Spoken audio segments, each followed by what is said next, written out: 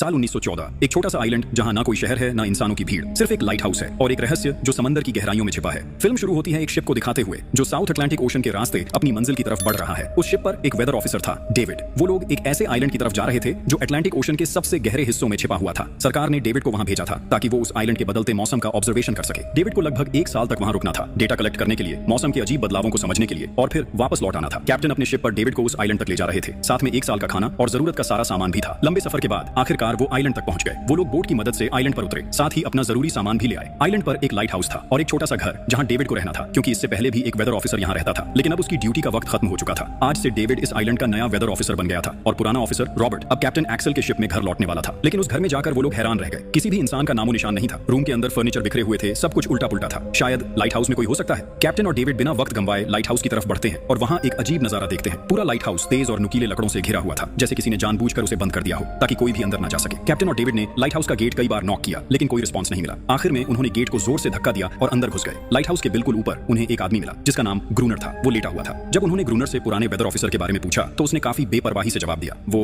मर गया है, कोई भयानक बीमारी थी उसे। कैप्टन ने जब उससे डेड बॉडी के बारे में पूछा तो उसका जवाब और भी ज्यादा अजीब था, शायद किसी ने मार दिया होगा। ग्रूनर की बातें सुनकर डेविड और कैप्टन दोनों चौंक गए। उन्हें लगा शायद ग्रूनर की मेंटल कंडीशन ठीक नहीं है, लेकिन जब तक पुराने ऑफिसर का पता नहीं मिलता वो लोग कुछ कर भी नहीं सकते। कैप्टन ने डेविड से कहा, अगर तुम अब भी चाहो तो हमारे साथ वापस चल सकते हो। लेकिन डेविड जानता था अगर वो सरकार को इस आइलैंड का एक्यूरेट वेदर रिपोर्ट दे पाया तो उसे काफी पैसे मिल सकते हैं और पैसे की उसे वैसे भी जरूरत थी। इसीलिए उसने तय किया कि वो यहीं रुकेगा। कैप्टन ने उसे एक गन दी प्रोटेक्शन के लिए। शायद ये जगह उतनी सेफ नहीं है जितनी दिखती है। कैप्टन के जाने के बाद डेविड ने घर को थोड़ा सेटल किया, रहने लायक बनाया। रूम के एक ड्रॉर में उसे एक डायरी मिली पुराने ऑफिसर की। उस ऑफिसर ने 1913 में इस आइलैंड पर कदम रखा था। डायरी में आइलैंड के बारे में बहुत कुछ लिखा था, लेकिन सब कुछ साफ नहीं था, कुछ बातें अधूरी थी। डेविड हर लाइन को ध्यान से पढ़ता गया। डायरी में कुछ अजीब तरह के जानवरों के स्केचेस भी बने थे। डेविड को समझ नहीं आया उसने ऐसी तस्वीरें क्यों बनाई थी। शायद वो अकेला था और टाइम पास के लिए ऐसा किया होगा। डायरी के एक पेज पर उसकी वाइफ की फोटो भी लगी थी। डेविड वो डायरी पढ़ते पढ़ते थक गया और धीरे धीरे उसकी आंख लग गई। अगली सुबह डेविड ने अपना काम शुरू कर दिया, लेकिन समुद्र के पास पहुंचते ही उसके कदम रुक गए। चट्टानों के बीच कुछ पत्थर अजीब तरीके से सजाए गए थे और उनके बीच कुछ सी शेल्स भी रखे थे अजीब पैटर्न में। डेविड ने सोचा शायद ये सब ग्रूनर ने किया हो।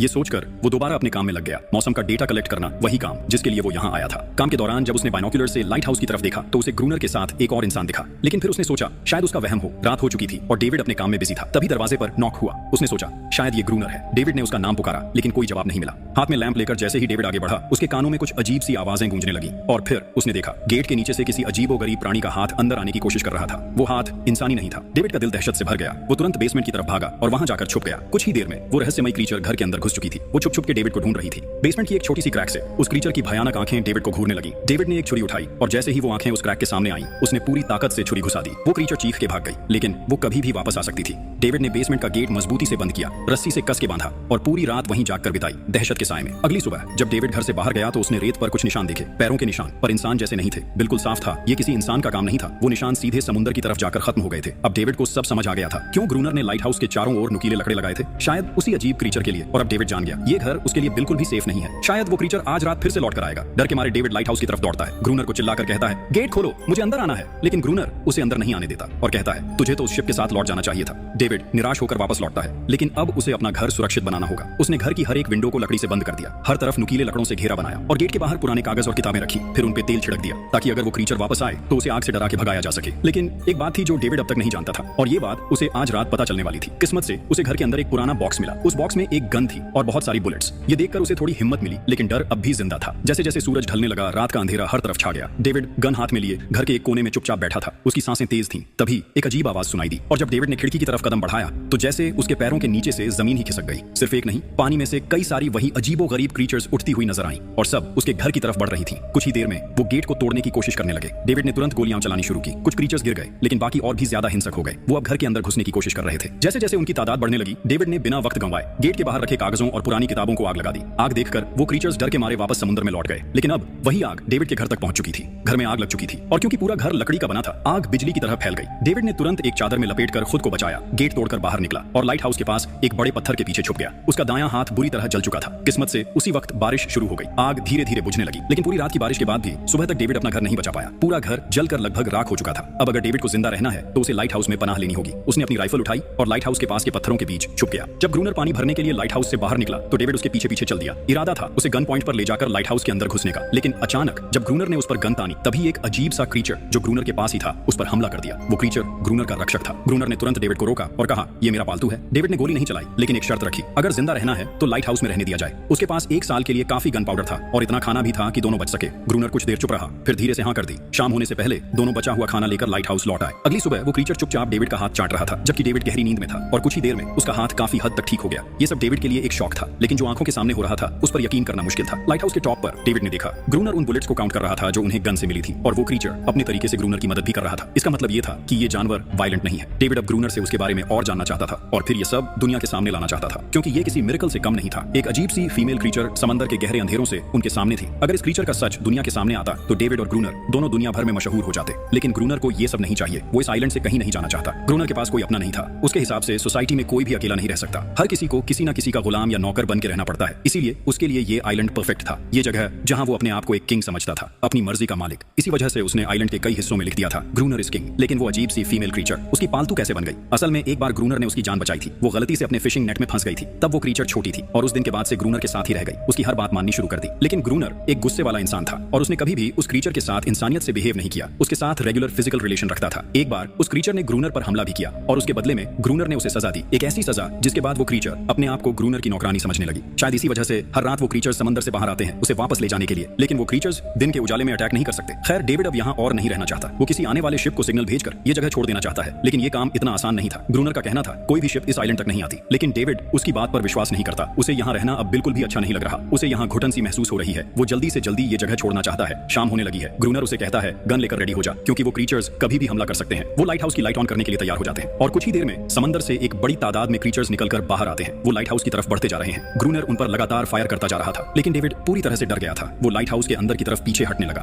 ग्रूनर के बार बार कहने के बाद भी वो बस एक कोने में चुपचाप बैठा रहा और कुछ ही देर में डेविड बेहोश हो गया। ग्रूनर अकेला उन क्रीचर्स से लड़ता रहा। अगली सुबह ग्रूनर ने गुस्से में उसे उठाया और कहा अगर तुझे लाइट हाउस में रहना है तो मेरी हर बात माननी पड़ेगी। रोजाना पानी भर के लाना, लाइट हाउस के छोटे बड़े काम करना और रात को उसके साथ गार्ड ड्यूटी भी देना। चाहे डेविड चाहे या ना चाहे, ये सब करना उसके लिए मजबूरी बन गई थी। जिंदा रहने के लिए उसे लाइट हाउस में रहना ही पड़ेगा। डेविड अब ग्रूनर के सारे काम करने को तैयार था, लेकिन एक चीज थी जो उसे कभी पसंद नहीं आई। रोज रोज उस फीमेल क्रीचर को अलग अलग तरीकों से फिजिकली टॉर्चर करना। लेकिन जो इंसान सालों से सुनसान आइलैंड पे अकेला रह रहा हो, उसका मेंटल स्टेट थोड़ा बिगड़ना बनता है। डेविड भी कुछ ऐसा ही सोचता है। शायद ग्रूनर का दिमाग अब ठीक नहीं है, लेकिन फिर भी उसकी बात माननी पड़ती है। रात होती है। दोनों फिर से गार्ड ड्यूटी के लिए तैयार हो जाते हैं और एक बार फिर वो क्रीचर समंदर से निकलकर बाहर आते हैं। लेकिन आज डेविड को डर नहीं लग रहा। उसने फायर किया, पर आज ग्रूनर कुछ भी नहीं करता। वो डेविड को बाहर छोड़कर लाइट हाउस का गेट बंद कर देता है और खुद चुपचाप अंदर बैठ जाता है, ताकि डेविड खुद सीख सके कि इन क्रीचर से कैसे लड़ा जाता है, वरना वो लड़ते लड़ते मर जाएगा। डेविड चीख कर मदद मांगता है, लेकिन ग्रूनर उसकी मदद नहीं करता। इसी तरह लड़ते लड़ते वो रात कट जाती है और सुबह हो जाती है। सुबह ग्रूनर ने देखा डेविड लाइट हाउस के गेट के बाहर खून में लथपथ बैठा था। अब उसने सीख लिया था इन क्रीचर से कैसे लड़ना है। उसके अंदर का डर जा चुका था। इसी तरह वक्त गुजरता गया, रातों को उन क्रीचर से लड़ते हुए और दिन भर ग्रूनर के लाइट हाउस के काम संभालते हुए। ये आइलैंड अब उसके लिए एक बंद घर जैसा हो गया था। वो हर वक्त ये सोचता रहता कि कब ये जगह छोड़े, कब आजाद हो। समय के साथ साथ डेविड का उस फीमेल क्रीचर के साथ एक अजीब सी दोस्ती बन गई थी। डेविड को उसके लिए अब बुरा लगने लगा था। अब उसे समझ आया था कि अपने लोगों को छोड़कर अकेला रहना कितना मुश्किल होता है। शायद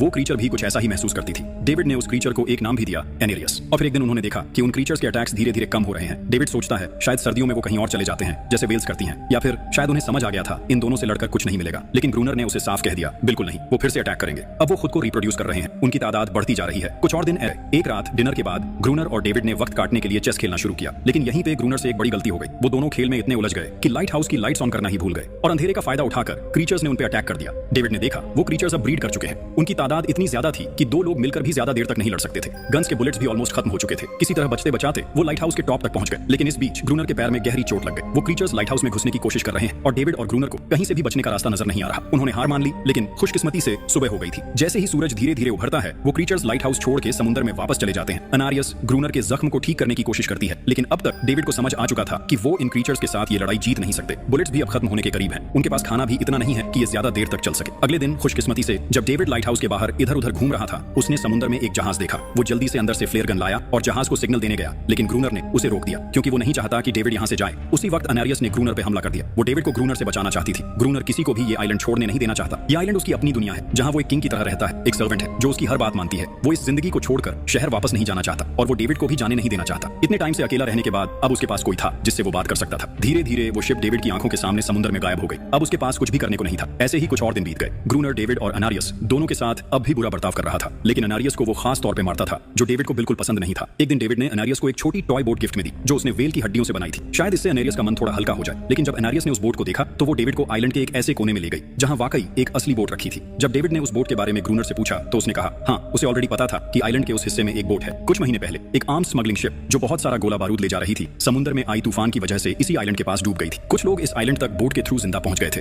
लेकिन सुबह होने से पहले उनमें से कोई भी जिंदा नहीं बचा। सभी उस क्रीचर का शिकार बन गए। ये सब सुनते ही डेविड के दिमाग में एक प्लान आया। उनके पास एक डाइविंग सूट जैसा कुछ था। अगर उनमें से कोई उस सूट को पहनकर समुद्र के उस हिस्से में डाइव करे तो हो सकता है उन्हें कोई बुलेट्स या डायनामाइट मिल जाए, जिससे उन मॉन्स्टर्स से लड़ना आसान हो जाए। लेकिन ग्रूनर ने इस बात से सीधा मना कर दिया। वो उस समुद्र के पास भी नहीं जाना चाहता था, पर डेविड अपनी जान के खतरे पर भी ये काम करने को तैयार था। कुछ और दिन इसी तरह गुजर गए। डेविड और अनारियस के बीच एक गहरा कनेक्शन बनने लगा। डेविड उसे पसंद करने लगा था। ये सब ग्रूनर ने चुपके से देख लिया और उसी वक्त पहली बार उसके मन में ये ख्याल आया, शायद उसे डेविड की मदद करनी चाहिए। लेकिन ग्रूनर का असली इरादा कुछ और ही था। वो चाहता था कि डेविड उसकी मदद से समुद्र के नीचे रखे डायनामाइट के बॉक्सेस वापस सरफेस तक ले आए और उसके बाद उसे वही समुद्र में अकेला छोड़ दे, ताकि वो क्रीचर्स उसे मार दें। इस तरह डायनामाइट भी उसके पास आ जाएगा और अनेरियस फिर से उसकी गुलाम बनकर रह जाएगी। दोनों उस जगह पहुंच गए। डेविड ने डाइविंग सूट पहना और समुद्र के नीचे उतर गया। शिप पूरी तरह तबाह हो चुकी थी, लेकिन किस्मत अच्छी थी, उन्हें कुछ डायनामाइट के बॉक्सेस मिल गए। तभी अचानक सामने आ गए वो क्रीचर। डेविड घबरा गया और गिर पड़ा। आयरन डाइविंग सूट इतना भारी था कि वो हिल भी नहीं पा रहा था। वो ग्रूनर को ऊपर सिग्नल भी नहीं भेज पाया। ग्रूनर को लगा कि शायद वो क्रीचर्स डेविड को मार चुके हैं, लेकिन असल में वहां सिर्फ 2 छोटे बच्चे थे। डेविड ने पानी के नीचे प्रेशर बनाया और अपना डाइविंग सूट वहीं छोड़ दिया। वो सरफेस तक खुद तैर कर आ गया। उन्हें वहां कुछ पुरानी बॉक्सेस मिले जिनमें डायनामाइट थे। उन्होंने लाइट हाउस के आसपास 2 लेयर्स में डायनामाइट बिछा दिया, ताकि जब अगला हमला हो तो वो मॉन्स्टर्स को एक ही बार में खत्म कर सके। कुछ महीने बीत गए और बर्फ गिरने लगी, लेकिन एक बार फिर वो क्रीचर्स गायब हो गए। अटैक बंद हो चुके थे। अब उनका मेन काम था लाइट हाउस चलाना और हमेशा की तरह पहरा देना। ग्रूनर का सब्र अब टूट चुका था। शायद एनेरियस ने उन मॉन्स्टर्स को डायनामाइट वाले प्लान के बारे में बता दिया था, इसीलिए अब वो अटैक नहीं कर रहे थे। ग्रूनर गुस्से से पागल हो गया और एनेरियस को पीटना शुरू कर दिया, लेकिन डेविड ने उसे रोक लिया। आखिर में दोनों ने मिलकर एक नया प्लान बनाया, लाइट हाउस का मेन गेट खुला छोड़ने का, ताकि जैसे ही वो क्रीचर्स पास आए डायनामाइट से उड़ा दिए जाएं। कुछ ही देर में वो क्रीचर्स समुद्र से बाहर निकलने लगे। वो सीधे मेन गेट की तरफ बढ़े और अंदर घुसते ही डेविड पर हमला कर दिया। डेविड भी हिम्मत दिखाता है और उन मॉन्स्टर्स से टकराता है। जैसे ही वो क्रीचर्स लाइट हाउस के पास पहुंचते हैं, ग्रूनर डायनामाइट का लीवर दबा देता है, लेकिन ब्लास्ट नहीं होता। डेविड ने उसका कनेक्शन खोल दिया था। वो उसे दोबारा जोड़ना भूल गया था। डेविड तुरंत ऊपर भागता है और डायनामाइट का वायर जोड़ना शुरू करता है। तब तक वो क्रीचर्स लाइट हाउस पर चढ़ने की कोशिश कर रहे होते हैं, जिन्हें सिर्फ ग्रूनर रोकने की कोशिश कर रहा होता है अकेला। जैसे ही कनेक्शन पूरा होता है, डेविड पहला लेयर उड़ा देता है। कई क्रीचर्स ब्लास्ट में खत्म हो जाते हैं, लेकिन अभी भी काफी मॉन्स्टर्स लाइट हाउस पर हमला करने के लिए रेडी होते हैं। इस वजह से ग्रूनर दूसरा लेयर भी ब्लास्ट कर देता है। दोनों इस भयानक धमाके में बेहोश हो जाते हैं। अगली सुबह जब दोनों होश में आए, एनेरियस वहां नहीं थी। मरे हुए क्रीचर्स चारों तरफ बिखरे पड़े थे। ग्रूनर उन सबको मार रहा था जो जिंदा थे लेकिन जख्मी। तभी डेविड की नजर उनमें से एक के गले में लटके एक नेकलेस पर पड़ती है और उस मोमेंट पर डेविड को अपनी सबसे बड़ी गलती का एहसास होता है। जिन क्रीचर्स को वो अब तक वायलेंट समझते आए थे, वो भी इंसानों की तरह सिविलाइज थे, सिर्फ बोल नहीं सकते थे। शायद उनका लाइट हाउस पर हमला करना किसी वजह से था, लेकिन ग्रूनर के लिए ये सब बेकार बातें थी। उसके लिए वो इस आइलैंड का किंग था और हर किसी को उसका हुक्म मानना पड़ता था। उस दिन के बाद वो क्रीचर्स फिर कभी वैसे अटैक नहीं कर पाए, लेकिन हर दिन समुद्र के किनारे से एक रोती हुई आवाज आती थी। डेविड को अब तक नहीं पता था कि उन्होंने कितना बड़ा नुकसान कर दिया था, कितनी फैमिलीज टूट गईं, कितने बच्चों ने अपने लोग खो दिए, सिर्फ एक गलतफहमी की वजह से। अगले दिन डेविड ने समुद्र में उन क्रीचर्स के कुछ छोटे छोटे बच्चों को देखा, वो सब जिन्होंने अपने परिवार खो दिए थे। डेविड ने पत्थरों का एक गोल सर्कल बनाया और उसके बीच में वो छोटी टॉय बोट रख दी, ताकि एनारियस वापस लौट आए। लेकिन कितना भी इंतजार किया,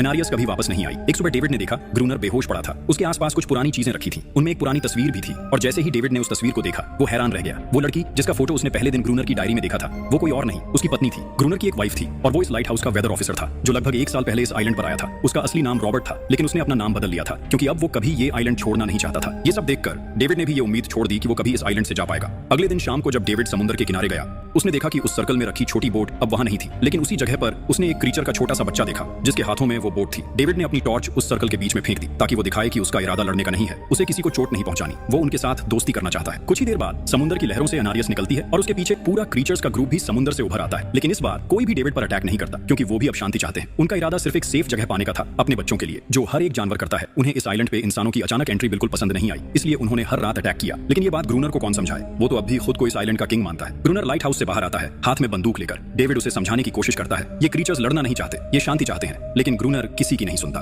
वो एनारियस को चीख कर कहता है, अंदर चली जाओ। लेकिन ये पहली बार था जब एनारियस ने उसकी बात नहीं मानी, क्योंकि अब वो उसकी नौकरानी नहीं रही, अब वो सिर्फ एक माँ थी जो अपने बच्चों के लिए खड़ी थी। ग्रूनर अंदर से कमजोर महसूस करने लगता है, क्योंकि अब कोई भी उसका हुक्म नहीं मान रहा था। गुस्से में उसने लाइट हाउस की तरफ कदम बढ़ाए। डेविड को लगा शायद ग्रूनर को अब समझ आ गया होगा कि हर एक जानवर आजादी चाहता है, कोई भी किसी का गुलाम बनकर नहीं जीना चाहता। लेकिन ग्रूनर समझदार इंसान नहीं था। जैसे ही वो लाइट हाउस पहुंचा, उसने सिग्नल गन से एक फ्लेयर छोड़ी, जो सीधा जाकर एक छोटे क्रीचर के बच्चे से टकरा गई। उस बच्चे की तुरंत मौत हो गई। सभी क्रीचर्स डर के मारे भाग गए और एनारियस ने भी डेविड पर से अपना पूरा भरोसा खो दिया। गुस्से से पागल डेविड तुरंत लाइट हाउस की तरफ भागता है और ग्रूनर से टकरा जाता है, उससे लड़ने लगता है। क्यों किया तूने ये सब? ये लोग तो बस शांति चाहते थे। लेकिन ग्रूनर इतना वायलेंट हो चुका था कि उसने डेविड को मारने का फैसला कर लिया। हाथ में एक्स लेकर जैसे ही वो डेविड पर वार करने जा रहा था, डेविड ने उसे उसके असली नाम से पुकारा, रॉबर्ट। ये सुनकर ग्रूनर एकदम रुक गया। असल में रॉबर्ट ऐसा इंसान कभी था ही नहीं। इस आइलैंड पर आने के बाद उसकी मेंटल स्टेट लगभग टूट चुकी थी। अकेलापन, अपनी वाइफ की मौत और गहरा डिप्रेशन, इन सब ने उसे ऐसा बना दिया था। वो असल में कोई किलर नहीं था, वो एक अच्छा इंसान था। वो क्रीचर्स कभी लड़ना नहीं चाहते थे, वो बस शांति चाहते थे। ग्रूनर ने उन्हें सिर्फ इसलिए मारा ताकि वो खुद को पावरफुल दिखा सके, और अब ग्रूनर को अपनी गलती का एहसास हो चुका था, इसलिए उसने खुद को उन क्रीचर्स के सामने सरेंडर कर दिया और कुछ ही पलों में उन्होंने उसे मार दिया। डेविड लाइट हाउस के अंदर खुद को लॉक कर लेता है। वक्त ऐसे ही बीतता चला जाता है और 1 साल बाद आइलैंड पर एक गवर्नमेंट ऑफिसर आता है, साथ में एक नया वेदर ऑफिसर भी होता है। डेविड को वहां से ले जाया गया और अब नए गवर्नमेंट ऑफिसर ने इस आइलैंड पर वेदर मॉनिटर करना शुरू किया, लेकिन उस ऑफिसर को लगा कि डेविड ही ग्रूनर है और डेविड ने भी उनकी इस गलतफहमी को ठीक नहीं किया। वो चुपचाप बैल्कनी पर गया और खड़ा हो गया बिना कुछ कहे, क्योंकि अब वो भी इस आइलैंड को छोड़ना नहीं चाहता था, बिल्कुल ग्रूनर की तरह। इसी दौरान एनरियस भी अपने परिवार के साथ खुश थी। अब उन्हें किसी ग्रूनर जैसे आदमी का डर नहीं था। अब वो आइलैंड पर भी और समुद्र में भी आजादी से जी सकते थे।